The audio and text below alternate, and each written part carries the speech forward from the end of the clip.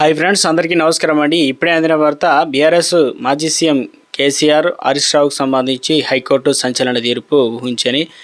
వివరాలు ఏంటనేది ఈ వీడియోలో తెలుసుకుందాం. వీడియోని చివరి వరకు చూడండి, అర్థమవుతుంది. మరోసారి ఛానల్ వస్తే తప్పకుండా సబ్స్క్రైబ్ చేసుకోండి. చూస్తున్నారు కానీ లైక్ చేయడం మర్చిపోతున్నారని వెంటనే లైక్ చేయండి. వివరాలకి అయితే వెళ్ళిపోదామండి.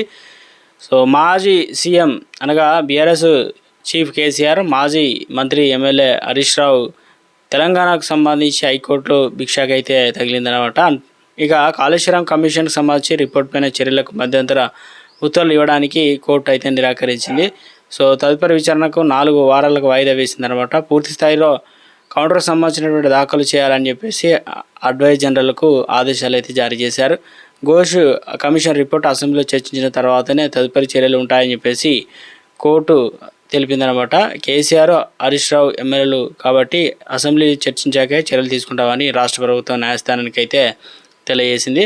ఇక ముఖ్యంగా చూసుకున్నట్లయితే ఈ సందర్భంగా ప్రభుత్వం పైన కూడా హైకోర్టు ఫైర్ అయిందనమాట. ముందస్తుగా మీడియా సమావేశం నిర్వహించి ఆ తర్వాత 60 పేజీల రిపోర్ట్ను బయటపెట్టడాన్ని హైకోర్టు తప్పుపట్టింది. అన్ని పబ్లిక్ డొమైన్లో నుండి వెంటనే 60 పేజీల రిపోర్ట్ను తొలగించాలని ఆదేశించింది. కమిషన్ 8B కావచ్చు, 8C నోటీసులు ఇవ్వకుండా పిటిషన్ పైన ఆరోపణలు చేయడాన్ని చట్టవిరుద్ధం అని చెప్పేసి ఇక హైకోర్టు అయితే అభిప్రాయపడింది. దీనిపైన కూడా 3 వారాల్లో వివరణ ఇవ్వాలని రాష్ట్ర ప్రభుత్వాన్ని హైకోర్టు వివరణ అయితే అడిగిందనమాట. రానున్న రోజుల్లో నివేదిక అంశాలు రాజకీయంగా హాట్ టాపిక్గా మారిందంటున్నారు.